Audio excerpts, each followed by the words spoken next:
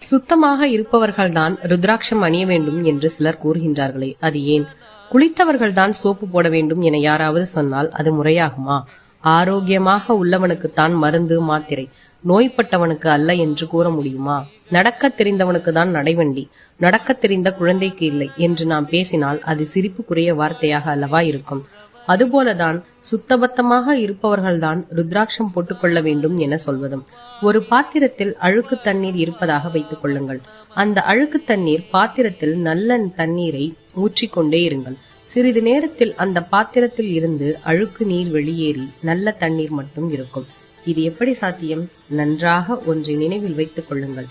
ஒரு இடத்தில் நல்லவை சேரும்போதுதான் தீயவை விலகும். அதுபோல உடல்நிலை முடியாதவர்கள், நோய்வாய்ப்பட்டவர்கள், நல்ல நெறிமுறை இல்லாதவர்கள் என சகலரும் இந்த ருத்ராட்சத்தை அணிந்தால்தான் அவர்களின் மனமும் உடலும்